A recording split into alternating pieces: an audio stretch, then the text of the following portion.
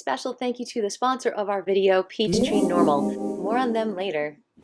Whether it's a 5-hour energy drink. What's the matter? You need some coconut oil? Marijuana, at some point, that high, that buzz doesn't become enough, and they go to the next thing, and they go to the next thing, and they go to the next thing. Make the decisions you want to make, but please don't make it on the false presumption that marijuana does not directly lead some Georgians, some Americans, into active and traumatic substance use disorder and death, because it does happen. Wait a minute. Are you talking about alcohol? I thought that was legal already.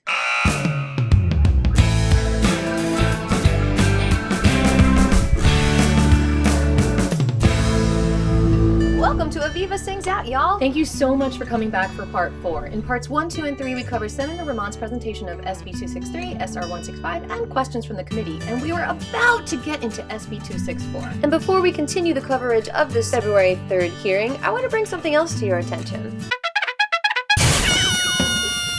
The M.O.R.E! Okay, what is that? It's a federal bill that decriminalizes cannabis, and specifically it removes cannabis from the Scheduled Substances list in the Controlled Substances Act. Oh, like Representative Kendrick talked about doing. Exactly. Yeah, but look, it's got a long way to go. It's still just at that first step, introduced. Hey, I wouldn't be talking about it if there was no recent action. Look, on March 24th last week, it was put on the union calendar, which means it's up for a vote in the House floor as early as Monday. Why they call it union calendar and not voting on it is ridiculous to me. The only reason why I knew it is because I looked up this union calendar number 203, and this popped up on Google, this calendar page, which is really freaking scary to me how long it is. What really intimidated me was the concept that every day had this whole 20-page report in such a beautifully designed way. Is there a Tuesday report, or is this for the week? But as quickly as I was intimidated, I was also inspired because I saw that today is Legislative Day 40 and also the calendar day 40, and we talked about how biblical the number 40 is in part 3. So I thought maybe that was a good sign. 40 years in the desert till we reached the promised land, eating manna, shrooms from heaven, lamb's bread that is unleavened. We've been... I also knew it was up for a vote because of the normal article. But I'm trying to get proof that anyone can find. I don't know if 204 is Tuesday and 205 is Wednesday. Maybe I should Google it. Oh, I see. It's the number on the right side. So are these bills read in order? Have any of them passed? Some of these were put on the calendar last year. All right, well, let's just choose one to look up and see if it's had any action. What about HR 5633, which is number 168? Remember, the M.O.R.E Act is number 203. Nope. It's still just introduced. All right, let's try to go back all the way to number 22. From last May. Nope. No movement. So I guess these are all waiting to be heard. But how do we know when? Let's go to the website and find out how a bill is passed. Once a committee has favorably reported a bill, it is placed on either the Senate or House calendar, which looks like step 3 out of 7, almost halfway there. These calendars are essentially a list of bills eligible for floor consideration. However, the bills on the calendars are not guaranteed floor consideration. So inconsiderate. Many will never be brought up on the floor during the course of a 2-year Congress. Just rude, I tell you. It is also possible, although less common, for a bill to come directly to the floor without being reported and placed on a calendar. Huh? What's that mean? It's like a video game. You can eat a power pellet and have Bill Speed superpowers. But where do you get the power pellet? How does it happen? I'm spitting with confusion. In the House, majority party leadership decides which bills the House will consider and in what order. What do you mean by majority party leadership? The Speaker of the House? Oh, it's Representative Hamilton. Thank you, Internet Search Engine. For example, after consulting with committee leaders, majority party leadership may decide to schedule a bill for expedited floor consideration. Whoa, expedited, baby. Alternatively, leadership may ask the Rules Committee to start the process of bringing a specific bill to the floor for more lengthy consideration and possible amendments. Have you noticed that the music choice is counterintuitive, countercognition? Like an alarm clock, not relaxing. It makes you want to fight or flight. It makes it harder for you to understand what he's saying. Who's in charge of the music? I think you all need some help if you really want people to understand the process. Who is the music majority leader. You need to consult with me. These different mechanisms by which the majority party proposes floor consideration of a bill are discussed in more detail in the next section. Do we want more detail now? Let's see what happens this week, I guess. You know, it's just so hard to see through all the in-clarity, is that what I would call it? Like, it seriously reminds me of the friends I have when I'm like, hey, you wanna grab a bite? And they're like, definitely let's do it sometime this week. And then like, you're like, Wednesday, you're like, okay, you wanna have dinner? And they're like, next week. And it's just like, it happens sometimes, but it's just like so non-committal. It's like, just because they say, like, let's do it this week, it could mean 3 months from now. That's not nice. You know who I'm talking about. We are so doing sushi this week. The method of making bills in America is similar to making plans with your stoner friend. Righteous. Hey, how about we get a word from our sponsor? Great idea! And now for a word from our sponsor. The mission of Peachtree NORML is to move public opinion sufficiently to achieve the repeal of cannabis prohibition so that the responsible use of cannabis by adults is no longer subject to penalty. The Peachtree NORML Foundation was established in 2015 as a charitable organization with goals to better educate the public about all the aspects of cannabis, physical, scientific, legal, and legislative, and to assist victims of the criminal justice system. The Peachtree NORML Foundation met the requirements under the IRS Code 501c3 as a qualified tax-exempt organization, and donations to the foundation are tax-deductible. Headquartered in Dahlonega, Georgia, the Peachtree NORML Foundation is headed by former law enforcement Ryan Ralston, the executive director, and staffed by volunteers from around the state and nation. The Peachtree NORML Foundation sponsors advertising of public education campaigns designed to inform the public about the costs of cannabis prohibition on society. Please follow their social media, their Facebook page, their website, and join them for their next meeting. The link will be posted on their Facebook page under the Events tab. In the Senate, majority party leadership does not use the same set of rules as the House to bring bills to the floor. Alright, enough already. We'll deal with the Senate when we get there. Very few mongooses, however old and wise they may be, care to follow a cobra into its hole. It's all over with Riki Tiki. According to this article, the plan to vote on the bill this week was confirmed by congressional leadership. Was that you, Representative Hamilton, who confirmed that? Well, that felt reassuring as I accessed the live stream at 2 p.m. to see what would go on. Well, there you can see on the right-hand side what happened starting at 2 o'clock, some prayer and whatnot. And then you can see at the very early hour of 2:12, actually, the House went to recess. I went and I checked out March 24th to see if any bills passed and if they were taken off the big calendar list. These bills, and they were, not that I ever had proof that they were ever on there, but okay. And then I saw there were other things that they were talking about doing this week. Text of bills for the week of March 28th. I mean, that seems pretty solid as far as telling us what bills they're going to work on this week, right? It says they might be considered under suspension of the rules. I don't know what that means. And then there's the list of those that may be considered pursuant to a rule. So does that mean they were expedited with that power pellet? And that's where we find the M.O.R.E Act. And it appeared as though the House reconvened at 4:45 and then they adjourned at the late hour of 7:33 and 57 seconds, planning to reconvene on March 29th at 3 p.m. There were some words waterfalling on the screen when I tuned in that said a few bills that they were going to read on Tuesday, and then they said Wednesday and the rest of the week they're going to start at 10 a.m. or something. And then that's where this flashed on the screen. So I guess it will be heard Wednesday, Thursday, or Friday. It could mean 3 months from now. Dude, we are so doing sushi this week. Now there was something I heard about something else happening today. The cannabis reform bill on the same day, 253, being voted on in the Senate today, the day 40, to do research. Yeah, you didn't see it pass. Look, at 2:03 today, they said that they received a message from the Senate that it passed. So that's pretty cool. So how long does the House have to pass it? Well, it looks like, at least from the Senate's point of view, which is probably both, they're trying to end December 21st. So we've got some time till the session officially ends. to free cannabis here on Earth. Let's do this. I'm feeling good about it. By the way, this is our sponsor, Congressman Nadler. We don't agree on all politics, but we do about cannabis, kind of. And so do his 114 co-sponsors, so I'm feeling pretty confident it's going to pass, especially since there are more Democrats in the House this year, and we even got the support of that one Republican, our good friend, Congressman Gates. Even had co-sponsors sign up on the day it was referred to the House vote, March 24th. So, I don't know about you, but I didn't like social studies growing up. I would go to sleep, and so I don't remember learning all this, or I just didn't retain it. So we're going to go over, like, how many senators and congressmen, congresswomen are there? How does it work? Well, there's a total of 435 congressmen and women. This year, we've got 222 Democrats and 210 Republicans, and perhaps 3 in other parties, or it could be House vacancies from death, resignation, declination, withdrawal, other things.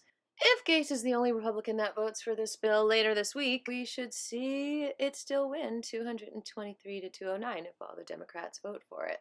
Altogether, there are 535 members of Congress, 100 serve in the U.S. Senate, and 435 serve in the House. There are 2 senators from each of our 50 states, totaling 100 senators, and they are in a 6-year term. Though these numbers might make you think there are 2 more Republicans than Democrats, look, there are 2 independents. So who are these independents? If they both vote for this bill, then it would be 50 to 50. These are your guys, Senator Sanders and Senator King. Well, I think we all know how Bernie feels about this. Yep, he pledged he would legalize cannabis on his first day of presidency if he were president. And he believes Biden could use his executive power to do the same thing. And then there's Senator King, who, according to this breakdown, might not support everything in the M.O.R.E Act, but he does want to end the cannabis prohibition at a federal level. So are there any Republican senators who would break the tie in this historical time of Republicans not completely owning the Senate? I nominate this guy. I mean, Kentucky Senator Rand Paul has shown to not support a federal prohibition of cannabis in several different situations. It's definitely not an impossible thing for Republicans to support cannabis, as we've seen in the past. Okay, this is the last thing I'm going to talk about before I go to bed tonight. Of course, this is all out of order, so you don't even know. That doesn't even mean anything to you. But I'm editing this video. It's already 4:30 in the morning because it takes a lot of time. Anyway, what a lot of people aren't talking about, and I think it's a good thing to talk about because besides this being a partisan issue, Dems versus Repubs, well, there's something that most Republicans care about, which is being able to carry a gun. So if gun rights are important to you, you might want to also consider supporting cannabis. Because, you see, a lot of people don't realize this, but under federal law, you cannot use cannabis at all and buy or possess a firearm, even if they have legalized cannabis. So again, this is similar to the banking issue where you could potentially be not only your guns confiscated by the feds, but if you're found in possession, you could be fined like up to $10,000. So yeah, so not only would you be rejected to possibly get a gun, but you can get in a lot of trouble. So y'all need to be aware of that. It is urgent to abolish the federal cannabis prohibition, which is currently violating one's human right and Second Amendment right to protect oneself with a gun. So, what do you think about that? Do you think that's fair? I don't, because again, cannabis is medicine. Cannabis is a plant. It's, a lot of people say alcohol is even worse for you. And of course it makes sense that you cannot discharge a firearm legally if you're intoxicated or if you are on drugs or if there's anything going on with you that makes it less safe to discharge. Being a matter of self-defense and survival might be a different issue, but I think it's wise to not be around guns when you're out of control in any way. But can you own a gun if you drink alcohol? Yes. Can you carry a gun if you've been drinking alcohol? You can have it in your possession after consuming small amounts. What about if you're just taking antidepressants? A lot of people say that cannabis is an antidepressant. So yes, like psychiatric antidepressants, you can own a firearm. So there you go. Do you know any Republican senators that support cannabis right now? I would love to know. I don't really have time to dig in, but even so, I am feeling like this is our year. Too many things are lining up. Another fun fact is that 3 years ago, VP Kamala Harris, formerly Senator Harris, she's the one that actually sponsored the M.O.R.E Act in the Senate. What? You don't believe me? Let me prove it to you. Okay, I'm gonna search Senate cannabis. We're gonna see all the cannabis bills that come up right now in the Senate. Okay, for some reason it's showing me House bills too. Lots of stuff related to veteran medicine. That's probably a good thing. Okay, so let's just go over here. I noticed I can filter it out, so it's just Senate bills. It's interesting that there's 40 Senate bills on the record and 103 House bills. I guess that makes sense. There's 100 more Congress people. All right, let's speed this up. That actually didn't go anywhere, so we are going to write M.O.R.E Act Kamala in the search box. Make it easier for ourselves. And here we go. S2227, M.O.R.E Act of 2019. There she is, sponsor, Senator Harris. See? I wasn't lying. Now, she only had 8 co-sponsors, and I guess it didn't go anywhere at the time, but that was then. This is now. Wait a minute. Wait a minute. I hadn't seen that. Check it out. Check it out. It includes replacing statutory references to marijuana and marijuana with cannabis. Oh, yeah. That's what I'm talking about. Wait a minute. Kami, baby, why didn't you just call it the CORE Act then? She should have called it Cannabis Opportunity, not Marijuana Opportunity, because she even said in the bill to change marijuana to cannabis. What's going on?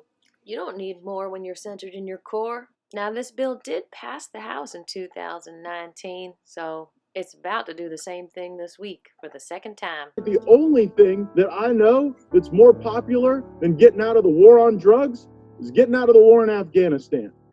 Well, there are all these tabs under the bill description, summary text, action titles, amendments, co-sponsors, committees, and I was curious, so I clicked on related bills, and I found some other cannabis bills. This one looked kind of cool, called the Homegrown Act. I'm all about homegrown. You know me, you gotta grow your own to make sure it's, the healthiest. Plus, you get the live energy, live enzymes, live vibrations. This is sponsored by the one and only Congressman Dwight Evans. How you doing, Dwight? And it looks kind of cool. It also removes cannabis from the controlled substances. It doesn't look like this bill went anywhere, kind of like the bills that we are covering today by the one and only Senator Ramon. Summary of SB 264 continued from Part 3. It would allow 3 dispensaries can produce marijuana. It would allow at least 14 distribution centers with at least 1 each congressional district. So this is going to be spread out all around the state. School landlords, employers could not discriminate against cardholder based on the positive drug test. So long as that employee was not intoxicated at work, unless it would cause them to lose funds or licensing under federal law. For medical care, including transplant, cardholder would be treated as same as non-cardholder. Possessing and using medical marijuana would not be ground for denying child custody or visitation so long as there is no risk to the child. Medical marijuana would not be subject to taxation. This will allow I think that medical marijuana, the bill that we passed in 2019, as far as I know we're still behind on that. So this will probably, help to expedite what's going on right now. So the commission is probably going to take a while, and accordingly during that time, the provisional licenses are still that provisional, and the 16 challengers are 16 challengers. And that may go on for a significant amount of time. The difference is, I think THC level, this one is going to go a little higher. Right now, it's like whatever the point we have, it's going to be a little higher on this particular one. And I hope that we do something for the folks that we needed, the bill that we passed for the purpose of the people who wants to get this THC, this oil. These people and all the folks around the state still looking at us and trying to figure out what they can do, how to get this oil for the children or for themselves, the family members they need to treat. Buying my son's medicine from a drug dealer. We need to help these folks. Now the floor has been opened up for questions for Senator Ramon on SB 264. That this allows for up to 2 ounces of leafy marijuana in addition to oil. Leafy cannabis? Where'd you come up with that, Senator Calzert? Are you trying to confuse Senator Rahman? This I think you mean to say raw cannabis. Bud? Is that right, buddy? Does my sleeve smell like cannabis? Well, I wasn't gonna say anything, but it does smell kind of leafy. That might not be good. What the heck is that smell coming from Senator Kennedy? Man, I didn't know that my farts would smell like weed, too. If I focus real hard, maybe I won't smell it anymore, and maybe other people won't smell it. Whoever smelt it, dealt it. Oh my god, you dealt us a crazy hand there. You dealt it. I guess that makes you a drug dealer. Fart full of cannabis. Don't worry, I won't tell. What's that smell? I think Senator Brass smells what came out of my loophole. I feel like I'm gonna vomit. It's like latkes mixed with weed. I wish I had more water. I'll just imagine another waterfall down my knee. Oh god, here comes another one. What's the matter? You got something stuck in your bong hole? Be a good boy, you can hold it. Hold it, boy. If he lets another one escape, the cannabis will loophole out his loophole. This purchase up to 2 ounces of marijuana, basically. Do these guys not know what cannabis is? Why do they have to call it leafy? Right, so that's the type you smoke. First you call it leafy cannabis, now you say the type you smoke. Both of those are not accurate because what you can do, you can make tea out of it, you can steam it in a bong, you can make oil out of it, you can make butter out of it, you can just sprinkle it as seasoning in your ground beef or in your pasta. You can add it to chicken soup. It's just called raw cannabis and it's dried, kind of like raisins are dried grapes. And you can have that in addition to these medical oil products, low THC oil products. That's correct. And even if you are using these products, you cannot be denied child custody or limited in your visitation of your children.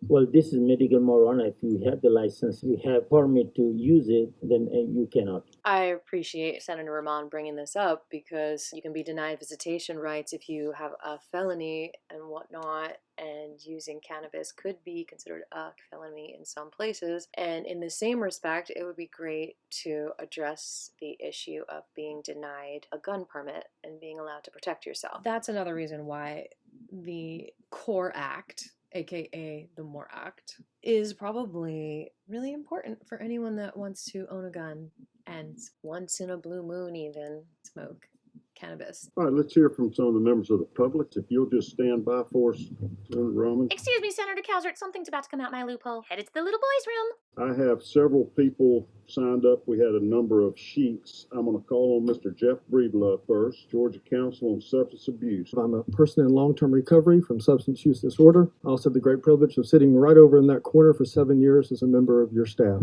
And a constituent. And a constituent. I asked you to testify as the general public. You're my lobby bee, my lobby bee. Who's my lobby bee? And a constituent. And a constituent. Why does he have to treat me like his lobby bee? I'm here for me. Tell us your Using the most diplomatic words I can, this bill is dangerous for the people of Georgia. I'm talking about Senate Bill 263 and SR 165 in particular.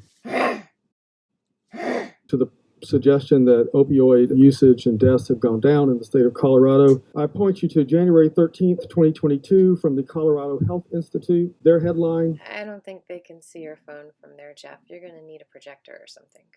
Opioid overdose deaths up 54% in 2020. Fentanyl fatalities spike. Are you sure there's a reason? Could anything else have been happening in 2020 that could have caused excessive drug use and maybe isolation? Maybe having to stay home? Maybe not even be able to go outside? Maybe a pandemic? Because, you know what? They legalized Colorado in 2012.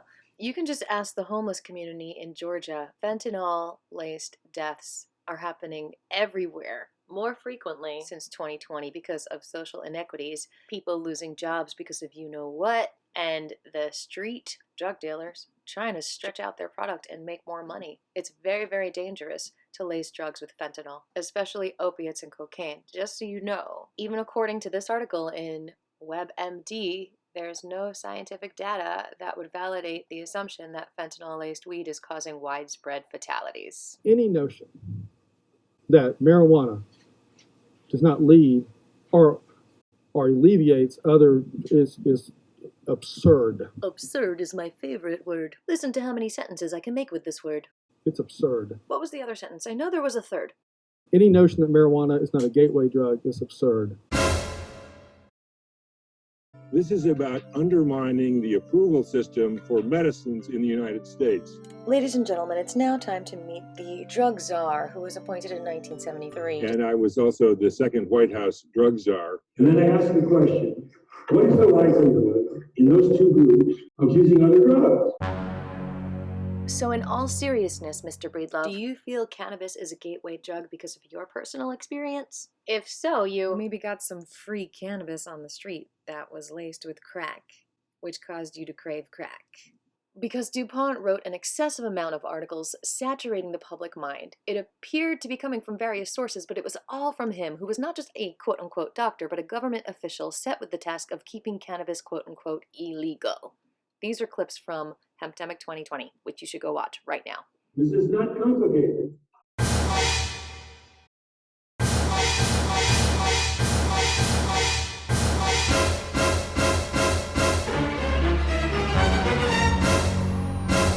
Now, I don't know if I'm the only person in this room that's ever done drugs, but I suspect I'm the only one that's going to come up to this podium today and say it's the case. I'm a subject matter expert in drugs. I don't know if you can be considered a subject expert just from using.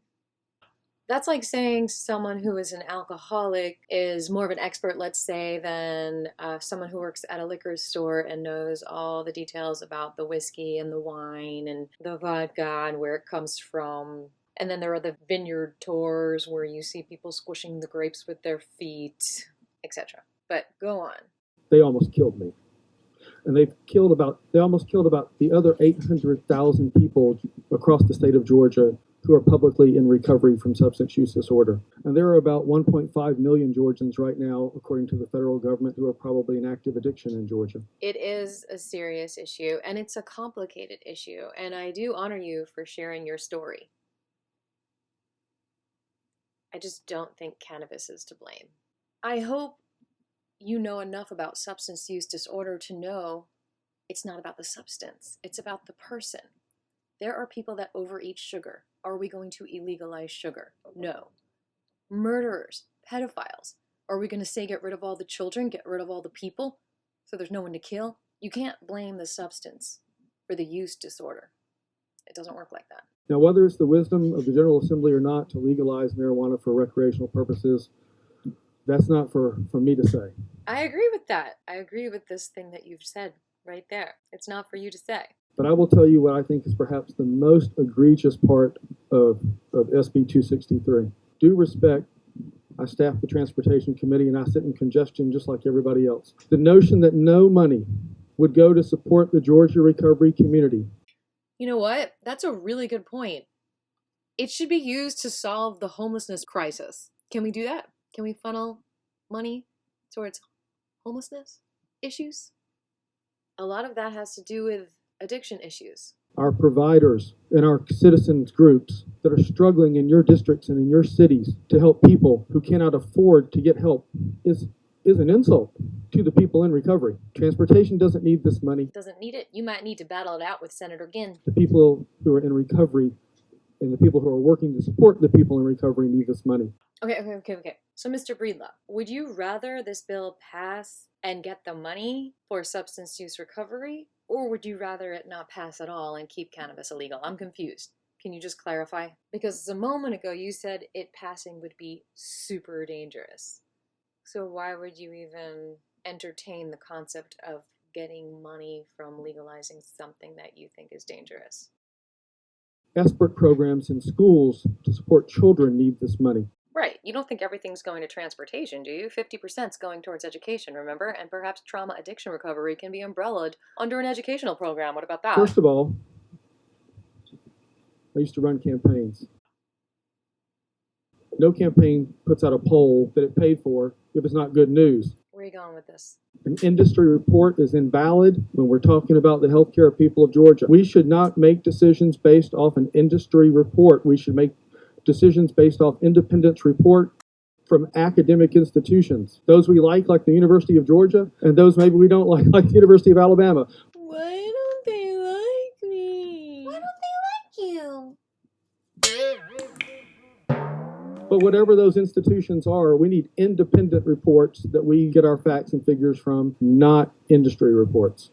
But university research is funded by industries. And you do realize there are complications in conducting research on a controlled substance, yes? That's why we have bills like S253 federally that just passed the Senate. And I would strongly encourage every member to reject an industry-funded report. How do we know federal research funding isn't favoring a certain outcome? I was in treatment with people of high school age. I am sorry, and I'm sure this will come at a future date, but there are people in your communities, whether it's a 5-hour energy drink, marijuana, at some point that high, that buzz doesn't become enough, and they go to the next thing, and they go to the next thing, and they go to the next thing. Make the decisions you want to make, but please don't make it on the false presumption that marijuana does not directly lead some Georgians, some Americans, into active and traumatic substance use disorder and death, because it does happen. I know this might be hard for you to believe, but on the other side of everything, cannabis saves lives.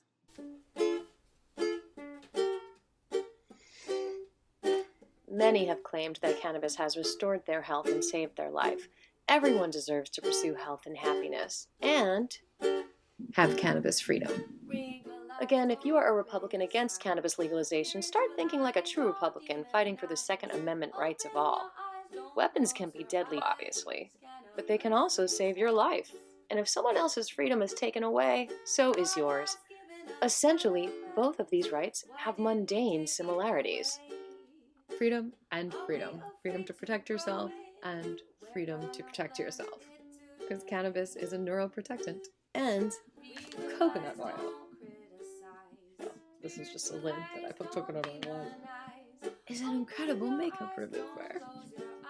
So I think we're going to stop this episode here. We'll continue with Mr. Breedlove's testimony in part 5.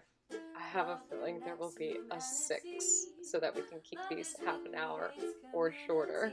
Have a beautiful day, my loves. Let's see what happens with the M.O.R.E Act this week. The core act it will become, perhaps. Thank you so much for watching, and I will see you next time. Please subscribe, like, share this video, comment below, do whatever you can to wake people up.